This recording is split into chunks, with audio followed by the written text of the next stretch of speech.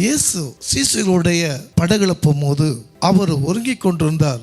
மிகப்பெரிய ஒரு புயல் காற்று அலைகள் வந்தது. உடனே சீசர்கள் எல்லாம் பயந்து போனார்கள். நான் மடிந்து போவது உமக்கு நலமா இருக்குமா என்று சொல்லி அநேக புலம்பினார்கள். அற்ப விசுவாசியே, உன் விசுவாசம் எங்கே போயிற்று என்று சொன்னார். அப்பொழுது இயேசு சீசர்களை அதட்டினார். இரண்டாவது அந்த காற்றையும் கடலையும் அகற்றினார். பிறகு சீசர்களுக்குள்ள இயேசு மேல உங்கள் நம்பிக்கை வந்துச்சு.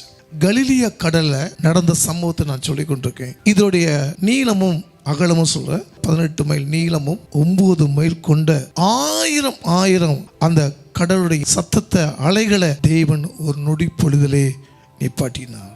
அன்பான கர்த்தருடைய தேவ ஜனமே, உங்க வாழ்க்கையிலே ஒரு புயலை போல பிசாசு உங்களை அலைக்கலாம். உங்களுக்குள்ள ஒரு பிரிவினை கொண்டு வருவான். அலையை போல உங்க வாழ்க்கை அலைஞ்சு கொண்டு இருக்குதா? புயல் என்பது உங்களுடைய பாடுகள் உபத்திரத்தை மத்தியிலும் அந்த வசனத்துக்கு நீங்க சொல்லி ஜெபிங்க. ஜீவனும் வல்லமையா இருக்கிற கர்த்தர். வேதம் சொல்லுது, நீ இயற்கையை பார்த்து பேச அப்படி கட்டளையிடம் சொன்ன நிற்கும் என்று ஆண்டவர் சொன்னார். சத்துருவே நீ தொடாதே, அந்த விசுவாசமா இருக்க செய்யுங்க, அவன் உன்னை விட்டு போவான்.